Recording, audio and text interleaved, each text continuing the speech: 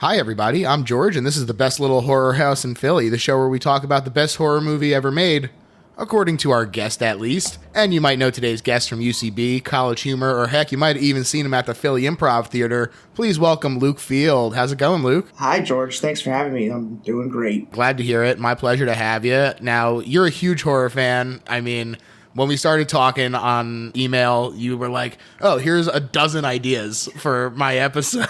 I went a little overboard, you know. I looked through all the lists and was like, okay, what do I got? What do I got?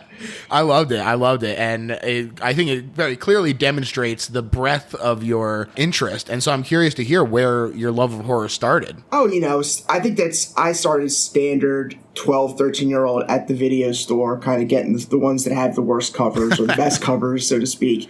You know, I think like real big movies for me growing up were Texas Chainsaw Massacre, which ruined some friendships for me. Showing it to neighbor friends who were like, you're a fucking freak. Can I curse? Yeah. Okay, so like, you're a fucking freak, you know. Evil Dead, another huge one for me. You know, and then like going into like high school and college, just kind of being that thing where you feel like you found it. You know what I mean? Yeah. Especially growing up in a small town. I grew up right outside of Philadelphia in the suburbs. You know, and you're growing up in a small town where the internet's not really a thing yet. And you're like, oh my God, I discovered this thing that no one else knows. And it's thrilling and it's exciting. And I think that really got the hooks in on me, you know? Yeah. So yeah, that's kind of where it started. And then it just has become a true obsession, you know? Go to the Exhumed Film Festival out in Philly every year. Always rep Exhumed. I love those guys. I just booked my flight back for this year's exciting return. It was scary. It looked like Mahoning might get bought, and then all of a sudden... I know. I'm so glad that worked out. And you know, Exhumed is doing awesome work there.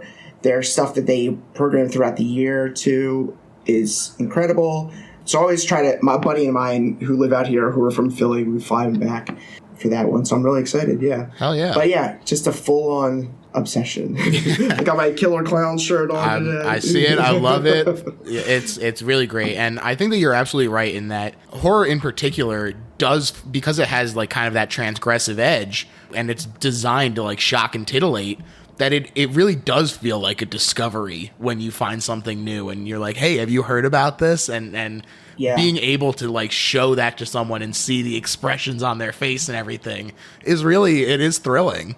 Yeah, I think also extreme genres, so like, you know, something like horror, which is rather extreme music especially, attracts extreme fans. Mm-hmm. You know, like I don't think there's casual horror fans or casual death metal fans. You know what I mean? Like I'm a fan of both, and it's defined my life essentially. You know, it's all I consume. So like I think people, once they are hooked, they're in. Yeah. You know, they get hooked, and that's just the end of it. And then they have to, in my case, and a lot of my friends' cases who are huge horror fans, plunge the depths of all the kind of depravity that you can find. And the next Conjuring movie, you know, that might not be the thing. You know, you got to go back and see, like, what did H.G. Lewis make back in the 60s that was absolutely horrible and disgusting. That's right. His blood feast, it'll still shock you. yeah, a lot of his stuff will. So, like I said, not only were you listing a ton of options, but they really came from across all kinds of genre and era. I'm curious if you have a favorite subgenre that kind of draws you more in than others. Yeah, you know, I think for subgenre, you know, I really love a lot of like monster stuff, a lot of folk stuff, things that aren't, I don't necessarily gravitate towards the slashers, things that are more in the fantastical world. I'm a ex-Catholic, so a lot of sort of devil, demon sort of possession things are very enchanting to me. Mm-hmm. Also enchanting / disgusting, because I think they're often like send a message that Christianity is the ultimate savior, right? Which I wholeheartly disagree with. But sorry to the Christians out there. They'll survive. You know, I think those are like the things that, and then specifically in any genre, I like seeing some kind of vision, like a unique vision. And I think, you know, people like Romero or Tobe Hooper, Raimi, who was when he made Evil Dead, that's like something no one's ever seen before. Yeah. Anything that just is not doing it, you know, you could see the director on the screen being like, I have this thing that I want to say. I have this thing that I want to show you. Yeah. And I think our today's director, in a lot of ways, maybe not the sort of traditional way, but definitely fits into that category. Absolutely, and that's a great transition. Today's movie, we're talking about House on Haunted Hill from 1959. Now, this is a very exciting chance for me not only to talk about Vincent Price, who I really, really love, but also, as you say, the director of this movie, William Castle. Now, Castle himself was a huge horror fan. He said that he'd seen Dracula on stage at 13 with Bela Lugosi, and he said he knew from that moment on that what he wanted to do was scare the pants off of audiences, and that he went and saw performance after performance of this for 2 years. And when Bela finally recommended him as an assistant stage manager for this touring company, he dropped out of high school to take the job. That was where it all started for him. Yeah, a true showman right from the start. You know, That's right. like he really was hooked from the get-go. Yeah. And he also worked with Orson Welles, strangely enough. Like he has these bookends to his career that are really interesting that maybe we'll get into the latter one. But yeah, he did work on like Lady of Shanghai, which also has a lot of, I think he did like second unit directing or something along those lines on that movie. And there's a lot of really weird, disturbing stuff in that, especially when they get to the carnival. Yeah. And he really hit his stride in the 50s. In the 50s and 60s, I think. Yeah. Because he did a lot of stuff before this, but once he started getting really into the horror stuff is when you start to see him really shine. Yeah, he blossoms there because he worked in theater for several years, which helps specifically in his stage construction skills that would definitely come into play in his low-budget filmmaking. But he also quickly developed the promotional skills that he'd become famous for. And he worked for Columbia for several years in the late 40s into early 50s, but his first independent feature was Macabre in 1958. And he used this sensationalizing ability that he had come up with to develop this great marketing campaign, which is that every audience member would get a $1,000 life insurance policy certificate redeemable by their family in the event that they died of fright during the movie, which is just... I mean, talk about setting expectations for an audience. For sure, yeah. And the funny part about a lot of his movies, too, is that, are they scary?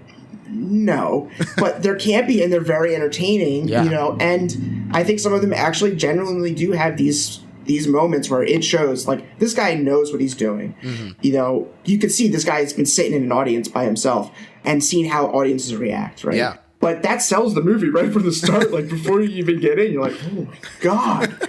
My life's in danger from seeing this movie, you know? Goddamn. Yeah. And Macabre is fine. You know what I mean? It is fine. Yeah, it does sets the expectations maybe a little too high, but also, you know, all kinds of fun stuff. There were nurses, in quotes, stationed in the lobbies, hearses parked outside the theaters, all kinds of great stuff. And the fact that this feels like it could be the highlight of someone's career, that they managed to pull off this great marketing campaign, and it's just the beginning for Castle. Yes, I know. He right out of the gate, he's just like, "This is what I'm doing." He puts a stamp on the film industry at this point, where like there was probably gimmicks in the you know 3D movies. Speaking of Vincent Price, 3D movies in the 50s happened before this in House of Wax, things like that. You know, so there's always been these kind of like gimmick things, but he took it to the next level. Absolutely. So this movie is only his second movie after striking out on his own, and we'll talk about the Emergo technology incorporated into this when it shows up.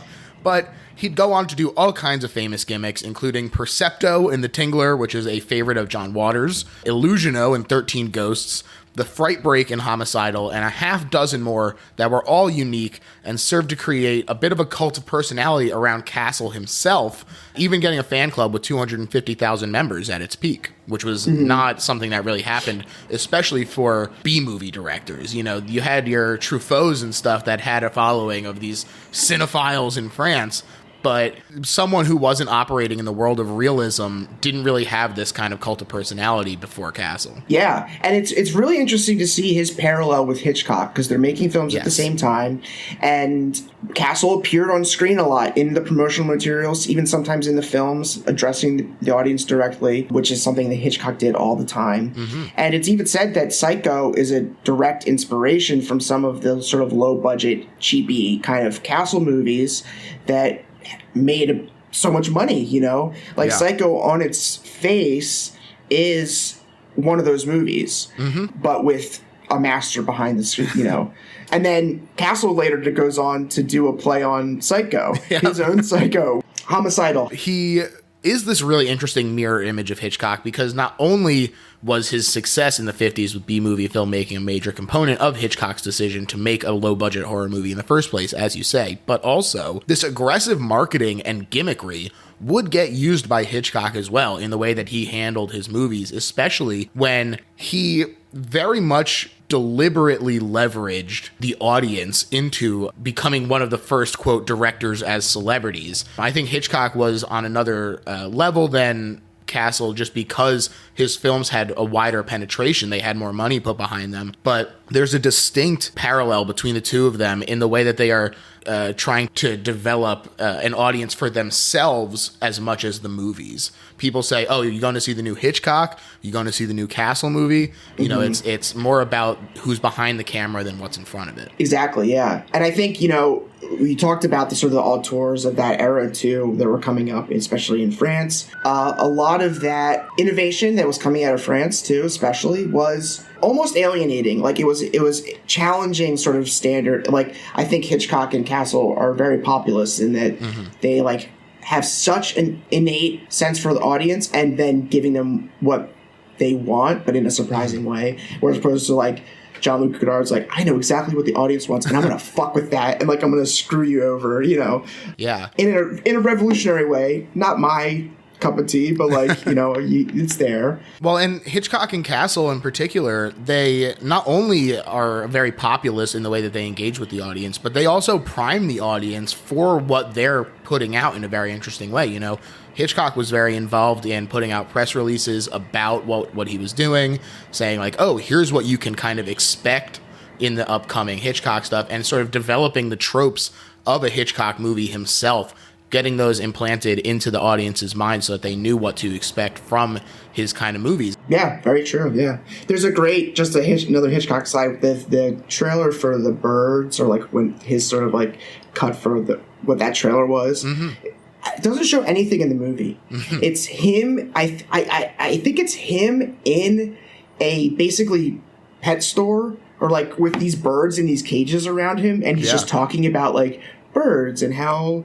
innocuous they seem, but together they can be dangerous, you know, like this kind of stuff. But you don't see any clips from the movie, so you're just like, what the fuck is this guy talking about? I gotta see what he's talking about, you know? Yeah, absolutely. And John Goodman's character in the delightful movie Matinee is a combination of Hitchcock and Castle together. So there you go. Yes. He has the Castle sort of showmanship in Mant, the man-ant, half-man, half-ant. But also, like, the way he speaks about film, too, is very... You get that sense from it that, like, he is talking about the magic that happens in the theater. And I know Joe Dante, who directed the film, has, like, often been, like... It's a very nostalgic piece in a way that, like... looking back at that time period, what it feels like as a kid to be going into a theater to experience a movie for the first time. And I think that's something that hopefully as you're becoming an adult and the less jaded, pessimistic asshole like I am, you get to continue to have. Matinee is a great companion piece to all of these movies. Yeah, I watched that again this morning as well, and I was like, oh man, this one's so good. It's great, yeah. The House on Haunted Hill filmed exteriors at the Ennis House in Los Feliz, designed by Frank Lloyd Wright. Despite the famous look of that house inspired by Mayan architecture, the sound stages that they built for interiors were late 1800s Victorian, and the poster shows the semicircle styled architecture of a Romanesque house. So in much the way that I feel is emblematic of Castle, it was very much whatever looks good, that's what we're going for. Absolutely, yeah. I've been to that house. I live in the neighborhood basically where that is out here in California. And it is very impressive, the exterior, and you get to see it. They don't really get, you know what I mean? But I think he's playing on the sort of old dark house stuff from the 30s, the Universal stuff, where it's like spooky house with weird statues and hidden compartments and cobwebs everywhere for no reason, you know, like it's just very interesting to have chosen that exterior and make that change, you know. It makes it almost a little bit creepier. It's just like, why do you have this weird house that kind of looks like a Egyptian, you know, ancient spaceship in a lot of ways, and then fill it with your grandmother's candlesticks. As I mentioned, this movie stars Vincent Price, who is a true horror icon. When we first started chatting, you also mentioned how much you liked him. He's a big part of why this movie sticks out to you. Absolutely. I mean, He is my favorite actor of all time. No questions about it. And there's a large pantheon of famous horror actors like Lugosi, Sure. Karloff, Lon Chaney Jr., you know, and then into the 50s with like Cushing and Christopher Lee. Like, I think the breadth of the kind of character that Vincent Price played, mostly villains in his horror movies, but like he did tons of comedies. He did a lot of film noir early on in his career. It was less about getting in the makeup and turning into the monster and just being like a truly absolute creep. And he plays creep so well. And it's part of it deliciously. Oh, part of it's his look with like the mustache and the hair and everything. He's very kind of tall and imposing, but his voice is second to none. Like his voice, just the second you hear it, it creeps me out. It works so well, you know, and he just had the most incredible run in the 50s and 60s in these horror movies that you've ever seen, you know. Like Karloff and Lugosi, they're so tied to those characters.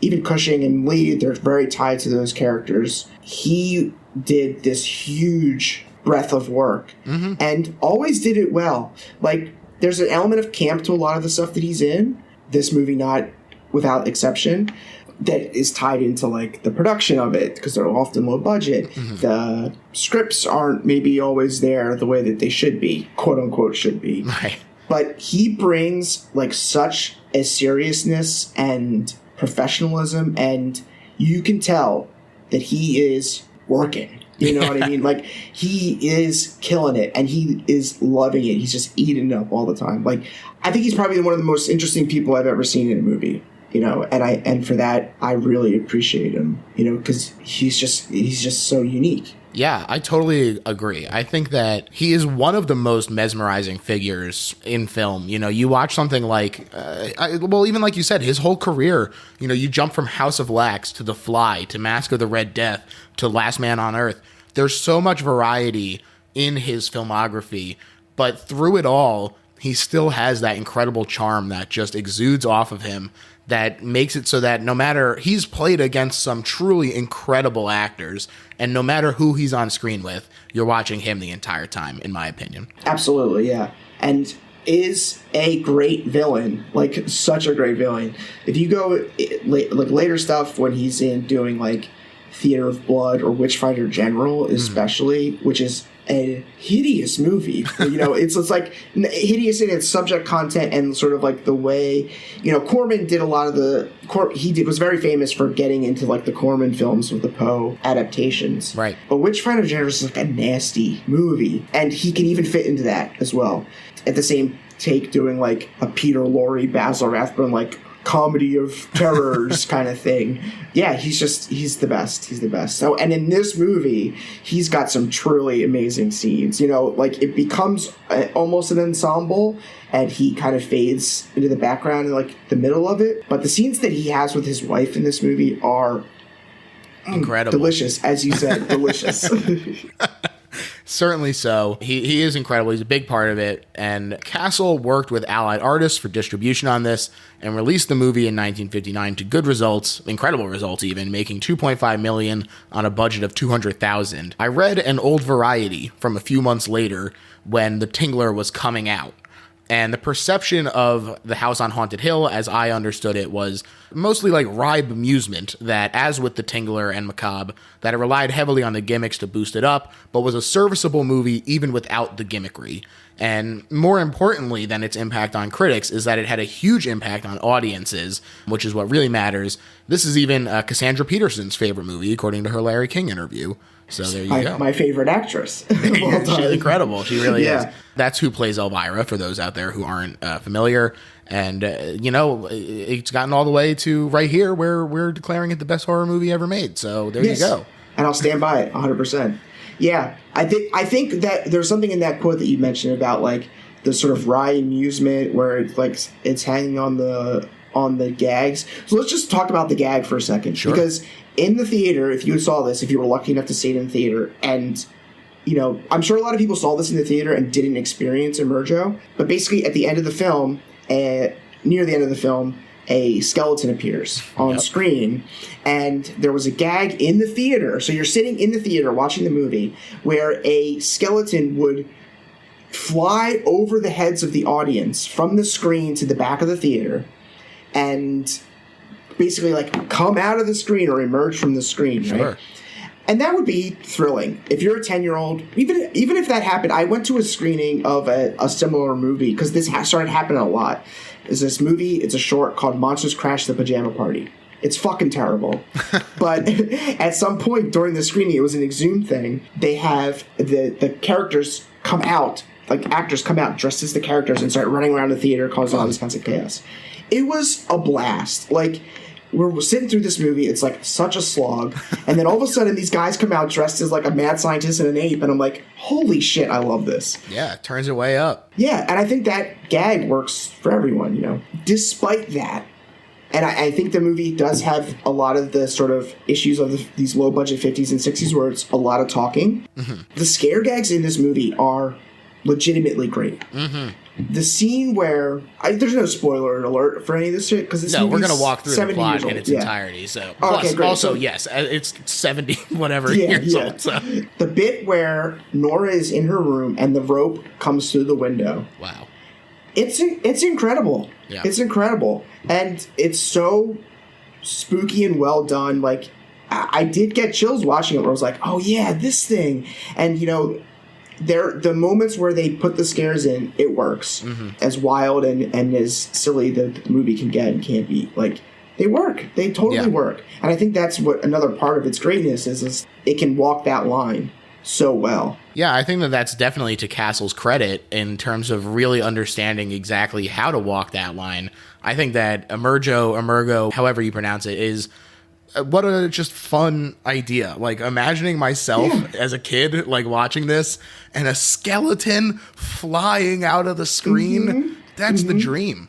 You know, I already love a skeleton in a movie. You know, your house is on Haunted Hill. But for it to actually come up and be like a tactile thing to interact with, you know, I was reading reports of like they would like throw popcorn boxes and stuff at it and everything. Like, what a great audience moment. That's something that, as fun as and as great as watching things at home can be, that audience participation, even if it's just all of you being in the same room and laughing at jokes together, you know, there is something that you just can't quite get at home. And I think that this is the kind of thing that really utilizes that audience connection. Yes, and for the critics who are like, it's a way to make the movie better, be better than it actually is. It's like, I don't know. I think what it does is it enhances the theater experience. Yeah. We're all like collectively agreeing to this social contract to sit in a theater and, you know, what can you do beyond it? It doesn't mean the movie's bad. The movies are often good, but it extends the film experience beyond the screen. And I think that I genuinely think it's like a genius. Yeah. You know what I mean? That's movie magic, baby. Yeah. Yeah. Now, some of his movies after this weren't great, but but I think this is like this and The Tingler are like the pinnacle of his career and what he was doing in these movies. Absolutely. So let's get into it. I love the way that this movie starts off. Pure audio, some screams and laughing and spooky house noises. That might be ghosts. They put the record on, you know, with the chains. Yeah. It really lets your imagination take you on a ride. And this actually helped inspire the creation of those novelty haunting records because it was so effective in a dark theater. This is another thing where it's like maybe your sound system isn't so great. Maybe you have some light peeking through, but when you're just sitting there in pitch black and the screen is pitch black as well, and then all of a sudden there's just like screaming and laughing, it's easy to see how that could be startling. Yeah, absolutely. I also love when finally the spooky disembodied head appears and floats towards you and warns you about the active ghosts. So this is another fun, like, breaking through the silver screen kind of thing that I really enjoy. Yeah. Oh, and that actor, he's also worth talking about. His name is Elijah Cook Jr. Absolutely incredible character actor. Right. He was in The Killing. You know, he's been in tons of movies through the 50s and 60s. Like, he had a huge career. he almost exceeds Vincent Price in terms of like he gets all the juicy lines in this thing. He's just the guy who's like, there's ghosts in this house, 7 ghosts, 7 people. Like everything he says is just like the best line in the movie, where everyone else is like churning out the plot. He just gets to be this actor, and he's a very unique looking man. And for his disembodied head to start the movie, great. You'll love to see it. It is great. And I love that in addition to having some really great lines, the character is also designed to be more unhinged. Like he is a drinker and he is the one who has experience with the house. And so for him to really get to chew on the scenery while Vincent Price gets to, you know, make the most of his moments with his wife and everything. But pretty much every time that this guy is on screen, he's getting to really let it loose. And it's really fantastic. He introduces himself as Watson Pritchard, and he says, hey, I'm going to show you the only real haunted house. 7 people, including my brother, have already gotten swallowed up by it, and he's only spent 1 night there himself, and he was almost dead when they found him. And he fades away, and we go to the exterior of the house, where Frederick Loren, who's Vincent Price, explains that he and his wife rented the house for a haunted house party. Also a disembodied head, sorry. So a second disembodied head shows up, and you're like, oh, okay, I guess we're just going to get a bunch of disembodied heads. No, there's just 2. This is just how the movie it conveys the plot. But he says if anyone can stay the next 12 hours in the house, they'll get $10,000, which is around $92,000 in today's money. Not too shabby. I'm glad you did that math, because I was wondering that while I was watching the movie. Yeah. I mean, in a movie that's 74 minutes long, to basically be like, here's what's going to happen in a spooky disembodied head, it's like, yes, this is efficient filmmaking. Yeah, you know? Absolutely. Like, fuck it, who cares? Here's all the characters are going to be. Let's get in this house right now. Yeah, I also think that this is effective in another way, in that it treats you like you're part of the story. They talk to you like you're a guest. And, it's a lot of fun. It really brings you into the movie, invites you in. And then, here come the others, driven up in hearses, of course, which is another nice little touch. Yes. Because he's stealing from himself at this point. Right. You know, he had hearses outside of Macabre, and now he's having hearses pull up into his next movie. That's right. Probably the same hearses.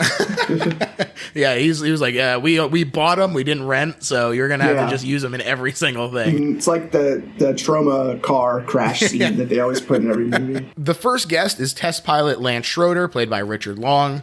He's implied to be severely in debt by Frederick. Next up is Ruth Bridges, who is a well-known newspaper columnist played by Julie Mitchum, and she is sister to Robert Mitchum, which is a fun connection there.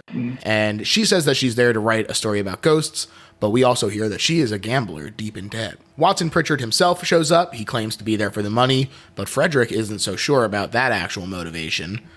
Psychiatrist Dr. David Trent, played by Alan Marshall, is next.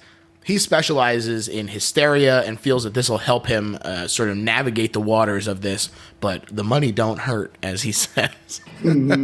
Finally, we have Nora Manning, who is an employee of Frederick's, played by Carolyn Craig, who supports her whole family and needed the money more than most of his staff. And the party is starting now, and you have until midnight to find The House on Haunted Hill, spooky title music. It's great. Yeah. I mean, let's just do it. Let's see, here's the pamphlet that you have to read before the movie, and then the movie starts. You know, that's basically what it is. And it's done in a very entertaining way. Yeah, exactly. You know, you get it out of the way. You don't drip this storyline out, make us watch it over the course of 20 minutes. You say, you're going to have to just sit here and listen for 5 minutes.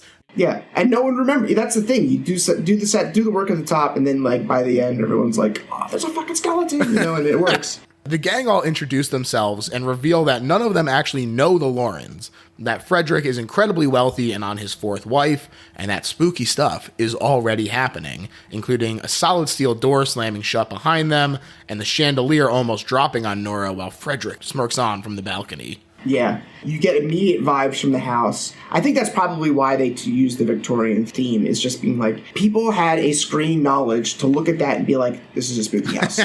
You know what I mean? Because you've seen it before, Old Dark House, the Innocents, this Victorian model. And, the Victorians were spooky as fuck. They were obsessed with... and they were obsessed with death. They would have these, rich Victorians would have these setups in their house that had skeletons in them and had sort of these death gardens and things like that. So, like, there's a tradition there that I think is just people would have built in with the history of that sort of era. Yeah, totally. He goes to fetch his wife Annabelle, and I love the line, "You know how ghosts are, they never tidy up." Yes. Things are tense between them, though. Frederick is apparently the extremely jealous type, driving away all their friends, and she doesn't even want to be at this party anymore with 5 strangers so that Frederick can play his little game, whatever that may be. Yeah, it's also implied that she has poisoned him once already. Yes, although she denies it glibly. Yeah. And they are just chewing it up. I mean, they're just great. Like, everything up until this point is kind of like, you know, we're doing it. And then you see the kind of, because there's a big mystery to the whole film, right? And behind the scenes, this is like a behind the scenes thing where you get to see, like, Vincent Price's motivation is something completely different. Yeah. And we don't know where it's going to go or how it's going to involve him. Yeah. They're not even agreeing on, like, this party. Like, what he says at the beginning about, like, oh, this is my wife's idea to rent out this house and everything. Yeah. And then she's like, this sucks. I want nothing to do with it. Yes. And him being like, don't worry, honey. It's your party. You will be there. It's like, what the fuck are you talking about, dude? Oh, God.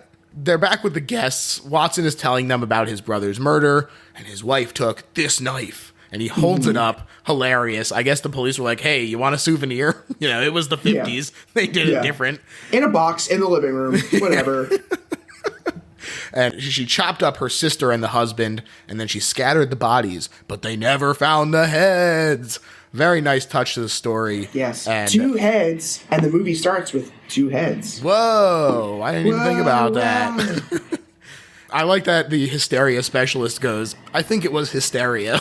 Yes. Oh, no shit, dude. Yeah, confirmation bias, dude. Let's go. Yeah. Come on. Watson says that the heads whisper to each other at night and they cry. And like you said, he really gets some of these juicy lines where he gets to tell like this spooky story at the beginning. A lot of fun. In walks Frederick, and Watson advises him to call off the party, but he's ignored as Freddy relays the rules. They get locked in at midnight. There's only one exit, no electricity or phone, and no one around for miles. If you're around when the caretakers come back in the morning, you win. Implied if you're still alive. Oh. And another important part of that, too, is that the leftover money, so $50,000 pool, whoever doesn't survive gets to split the rest of that money, too. Oh, so there's a chance that you can get more money. That's right. So it is certainly a tempting offer, to be sure. Especially for some of them who, as they admit, don't even believe in ghosts. So that'll do it. Watson goes to take them on a tour of the house, and Ruth is promptly marked by the ghosts with blood dripping onto her hand. A good effect. It was a good effect. It's really good. I like, again, the psychiatrist is like, the house probably leaks, looking at what is clearly a thick red liquid on her hand. Yes, coming from a giant blood stain on the ceiling. They move on to the basement where a vat of acid was used in one of the many murders by a wine guy whose wife was like, hey, your wine sucks. Love a giant vat of acid in the basement. Like, that is... where else are you going to see that? You know what I mean? Like, I don't even know if there's historical precedent for that kind of thing. Who cares? It doesn't matter. It was a vat of wine. Now it's a vat of acid. It's just delightful. Nora almost falls in, and they're like, hey, watch out, idiot. That's still acid. And it's like, oh, you just left it there? Yeah, and he throws a rat in there, and it dissolves. Sure does. Yeah. Everyone heads back upstairs to have a drink, but Lance pulls Nora aside to question her about the evening. They both say that despite the audible of being locked in, they're going to stay. And Nora doesn't know about ghosts, but Lance explicitly says that he does not believe in them. And of course, Nora's questioning nature about it, her willingness to think, well, maybe there's something, certainly plays into the way that she impacts the story as it progresses. Yeah. Yeah. She really gets brutalized right at the start. Like, it is designed to drive her nuts. Yeah. And they do a good job with it. They sure do. While they explore, Lance gets locked in a closet, and Nora gets intimidated by a ghost who rolls out...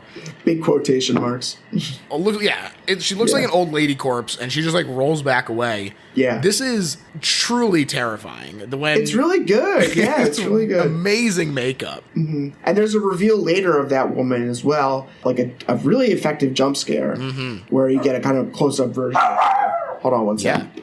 Yeah, no Hey, Poppy! I'm like dog sitting my friend's dog. Well, I have my dog here too, and my dog's perfect, and their dog's chaos.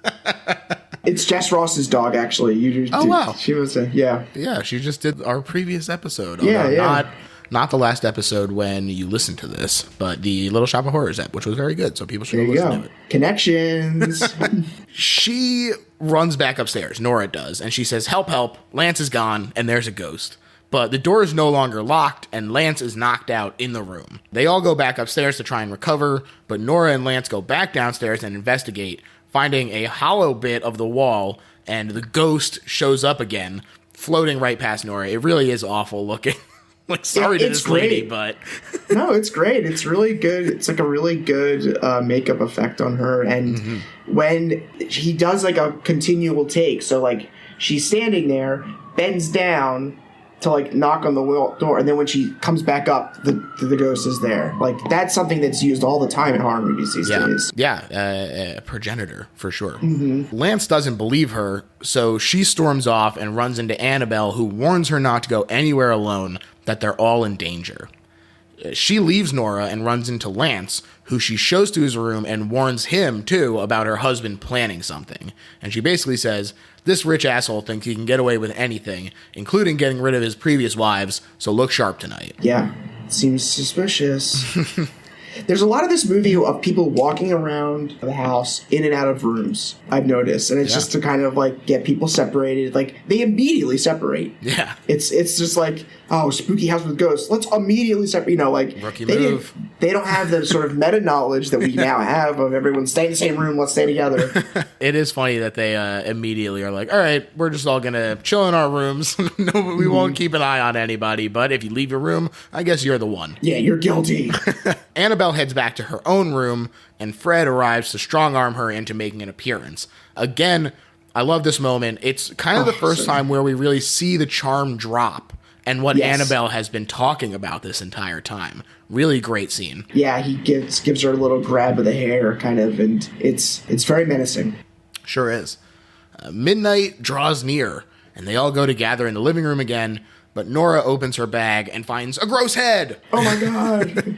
In her going, bleh, she goes through a curtain, and I love the lighting in this room behind it. The bars on the windows that Fred mentioned earlier in the movie cast this great shadow on the wall, an amazing trapped feeling. It's just great. Yeah, and then the spooky, like, hand behind your mouth coming to get you from someone we don't know who yet. Yeah. And he grabs her from behind and says, come with us before he kills you, which is like the most scary and not good way to calm someone down. For sure.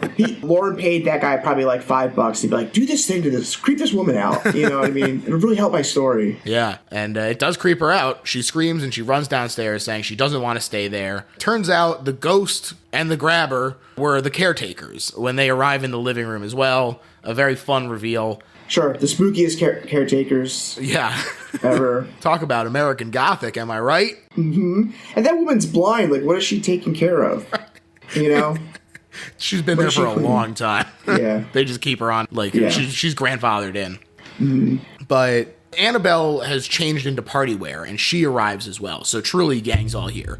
7 people, 7 ghosts. Oh, shit. Even the gender ratio is the same as it was. Yes. And it turns out that the caretakers leave a few minutes early, and they trapped them all in the house without the option to leave. Nora really wanted to get out. She's like, I gotta get the fuck out of here. And then those guys are like, nope, see you later. Yeah. Fred gives everyone a pistol for protection.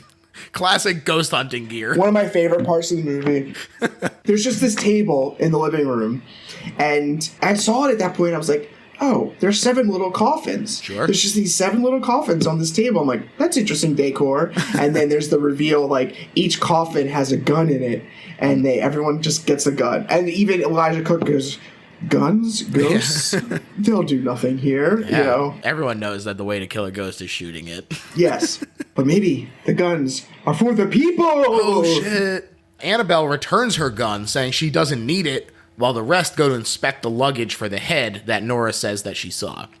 Unfortunately for her, there's nothing in there, and she freaks out. This is a great, great performance where she is really kind of on the edge. They're gaslighting her, you know, they're making things appear and disappear so that she looks crazy to everyone else, which is in turn making her more crazed.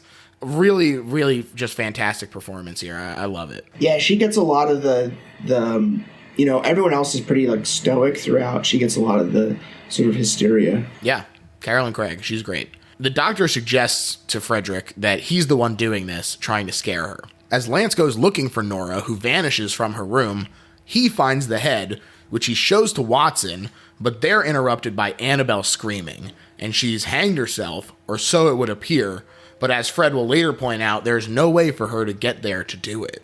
Yes. Bum, bum, bum. It's a murder!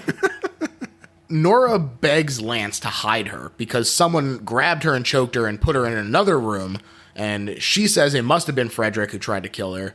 Lance also suggests to her that Frederick killed Annabelle, and the psychiatrist approaches him to be like, hey, we're on the same page about Frederick obviously killing Annabelle, right? Yeah, everything's pointing to Frederick at this point. Nora stays upstairs because whoever grabbed her thinks she's dead, and Watson goes to talk with Fred saying, hey man, I'm the only one who knows that there's some real ghost shit happening. And so, also, look, your wife's corpse that you were just looking at is gone now. And Frederick sends him away, but when he looks back, he does look shocked, which is a nice moment. They don't even confirm if it actually is gone. Yeah. They meet in the living room to discuss what to do, and ultimately land on, like we said, I'm going to sit in my room and shoot anyone who comes in. Some more spooky stuff happens while they're separated, including noises in the hall, and another bloody puddle dripping on the reporter. But here's where things really start to pick up, because Lance finds a secret door, and he gets trapped in it as it closes behind him, so he is completely removed. And then this is the rope scene that you were talking about, where the rope goes into Nora's room in this incredible ghostly fashion, wraps around her legs as she's paralyzed by fright, and Annabelle's ghost appears outside with the other end of the rope still tied to her neck. What an incredible effect, performance, everything that's happening here is fantastic. Yeah, it's really, really great. And this is, you know, I always, it made me think of like The Innocents, which came 2 years after, which does a lot of that sort of like spookiness outside the window, you know. So I think people were seeing these movies and taking the little bits and pieces that they liked and wanted to. I have no basis for reality in that, but I'm just saying, like, well, this came first, so it sure feels that way. Yeah, and then there's just this sort of murderer's row of spooky stuff that happens to Nora as she runs away. Yeah, she says, now is my time to go for the basement, and as she's running for it, she is disturbed both by Annabelle's ghost again, this time just hanging there, and a gross rotted hand reaching around the door, and scariest of all, a piano that plays itself. Always scary. Always scary. Speaking of house. Oh, yeah, exactly. There you go. At least it didn't eat her. Thank God for small favors. Yeah. David, the psychiatrist, says that the noises must mean that the killer is doing his thing, and gets Fred and says, hey, we should split up and look for them. When Frederick goes downstairs to do just that, David goes back into the other room, and the hugest reveal of all time happens. He and Annabelle are lovers. Annabelle is still alive, and they're working together to commit the perfect crime, driving Nora to shoot Frederick out of fear. What a swerve. A big swerve. Also, big plan. Like, there's no guarantee this is going to work. You know, she could have ran out the door right before the you know, so they need a lot of things to go right for this, you know. Also, no real explanation for how she was standing outside the window and they did that rope trick, which I don't care. I don't need that. But like this big reveal, and she had this sort of a harness on to do the hanging thing. So they're setting it up. All the pieces are in play, and you know. Yeah, I agree. It is funny how many things needed to go right, and they're like, this is the perfect crime. Yeah. Mm-hmm. But I almost wonder if because she is coming down and like with her party wear on, if she's the one who like goes to the caretaker and is like, quick, go and leave. I think that Nora is like trying to get the hell out of here. Yeah. Frederick paid him $5, but she paid him $10. That's right. You know, so she's like, come on. You know who's the real boss here. That's right. Annabelle tells David to go make sure it goes according to plan in the cellar. And we see the plan does indeed go as intended, or so it would appear. It's very funny to me how slow he's like, "Hey, Nora, it's me, Vincent Price. Don't be scared when you turn around." And then she turns around and shoots. And just shoots him. She's like, so cool. She's like, this guy's the killer. Yep. It's worked. Right in the gut, and she flees the scene. And David emerges, and we are led to believe that he drops the corpse of Frederick into the acid pit. Annabelle heads down to confirm the death, but the door closes behind her, and a skeleton rises dramatically from the acid. Yes, and it is so clearly a fake, like, plastic skeleton. It's real. But it's a real skeleton. No, really? Yeah. Oh, and it's so wow. funny because they drilled the little, like, hole in the head. And I was like, oh, of course that's, for the wire. But it turns out that it makes sense in the movie for why there would be, like, a hole in the head for wires that they drilled in. Yeah, I read that it was a real skeleton just because back then it was just cheaper and easier to go to a medical school and be like, can I buy a skeleton, please? Yeah, I guess people weren't, like, plastic molding skeletons a lot back then, Yeah. And it's a great effect.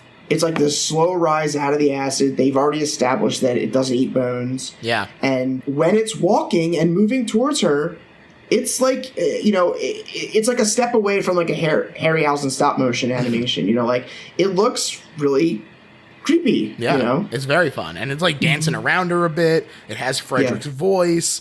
And it's like, hey, nice try, but you don't get to enjoy it. And it backs her into the acid pit, too, because it turns out that the wire hole isn't just sloppy prop work. It's part of Frederick's plan as he emerges from the shadows himself, puppeteering the Skeleman. I did have to laugh when he reaches out and uses his hands to grab this acid-soaked skeleton. Yes. Well, all the acid had gotten off at that point. Of course. It completely dripped off. But he says that he knew the plan all along, and Nora, Watson, and Ruth let Lance out of the secret room. They head down to the cellar where Frederick tells them all that he loaded the guns with blanks, and David and Annabelle both died in the acid, and that he's ready for justice to decide his guilt. Yes. Nice little monologue there at the end for him. For sure, yeah. So he knew the whole time. He knew all along. It was like a double fake out. Wow. Where, like, he planted these guns there, and everyone had blanks except him, and he was like, I know this guy's sleeping with my wife, and he wins. He gets away with it. He even offered her $1 million to go away. Yeah. Yes, he did. And he goes, no, you want it all. And he said, I want it all. Yep. Yeah. As Queen once said. Yeah. I want it all. Exactly.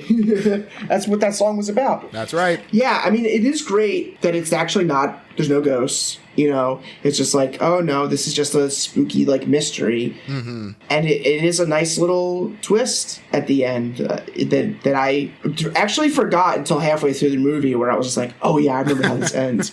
So it's really effective, and it's good. And he plays that character beautifully, because even throughout the movie, he is acting like he doesn't know what's going on, right? Mm-hmm. And sometimes he doesn't. It's unclear whether he knows his wife was hung or not, you know what I mean? But he's probably in on it, but he's acting like he doesn't know. Yeah. And and from the audience perspective, it's a perfect hide, because because he's doing the acting so well. Yeah. Yeah, it's really great, and it's such a great vehicle for him to kind of... And I think this is the movie, House of Wax, and he did some stuff in the 30s, but House of Wax as a starting vehicle, that's really, I think, the thing that kind of turned him on to the horror stuff. Yeah. And in The Fly, he's not really like he's bad guy or anything. Yeah. He's the good guy, and he's kind of like a tertiary character.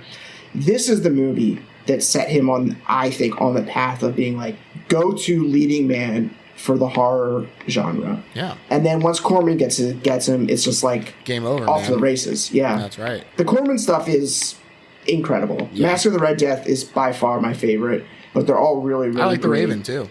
I think that's fun. The Raven's fun, and that has Karloff in it, too. Yeah. Like, there's a really great wizard fight. Is that the wizard fight in it? Yeah, it sure does. But yeah, I think that, this movie is a product of its time, not in a bad way.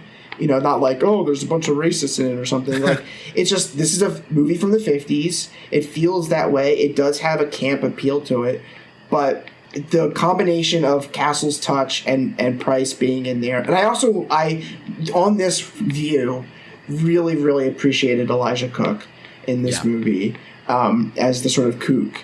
It's just so fun. It's like a perfect Halloween movie. Like, this is a great movie to put on in the background of a Halloween party because it has all the spooky elements. It's in a spooky house. Like, it has those sound effects that it goes out on as well. Watson, he's the last little say, really, at the end. Even though Frederick gets to get away with it all, Watson gets to say, wow, now there's 9 ghosts and they're coming for me next. And then he looks right at screen and says, and then they're coming for you. Yes. Great ending. Of course they Leave are. him with a thrill. Classic Castle.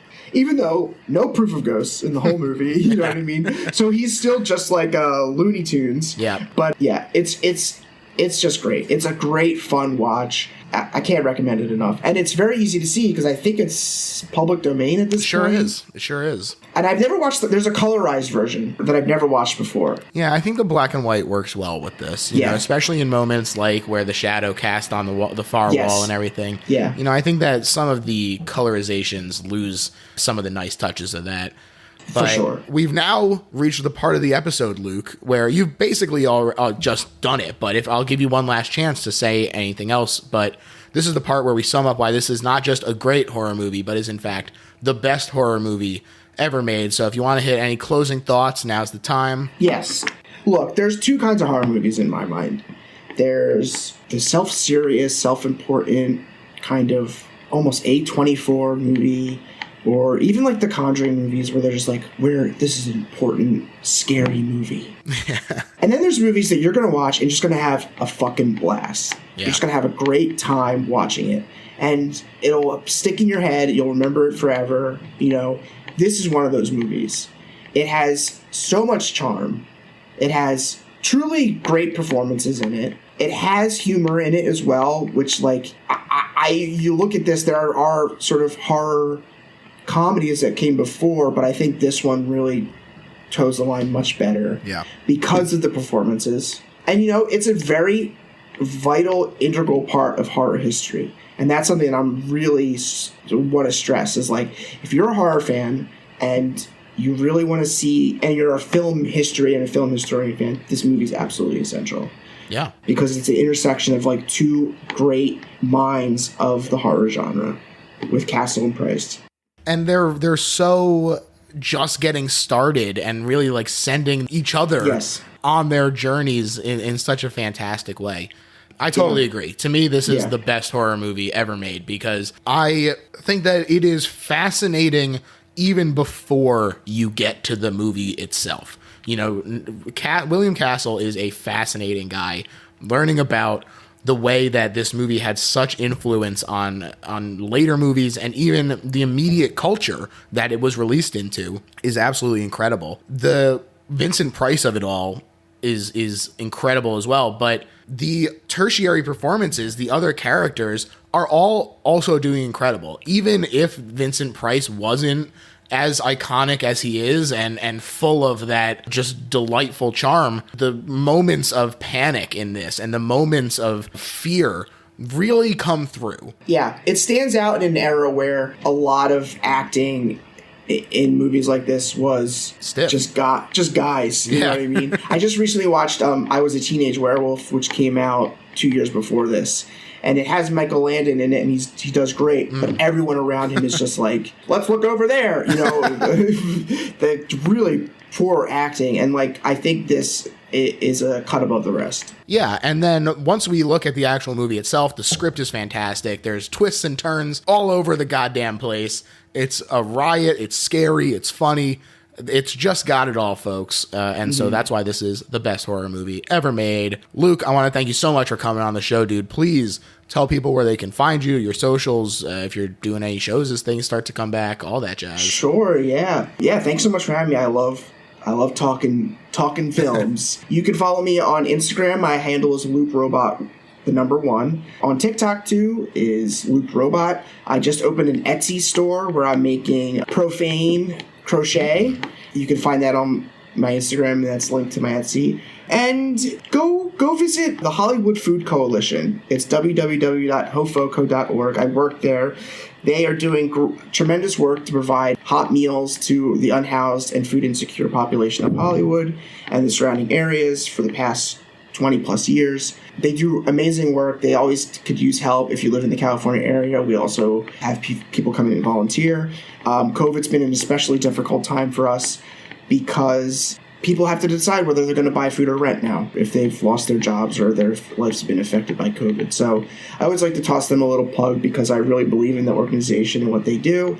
And you don't need to live in Hollywood to help them out. Sure. So yeah, I strongly endorse that as well. Absolutely go check that out. It sounds like a great cause, and I'm sure that they're doing great work.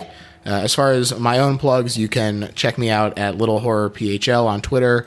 That's also the Patreon if you want bonus episodes and you want to get it early and, you know, all the usual stuff that you get on Patreon. We did a fun ep about Begotten, which is a really fun, it's abrasive, we'll say. Yeah, that's a nice way to say it. So that's a really fun ep, and we talked about EC Comics, all kinds of stuff. So check that out over there and rate and review if you're enjoying the show because it really does help. That's it. Thanks again, Luke. Thank you so much, George. And stay spooky, folks. Yeah. Bye, everyone. It's the chains.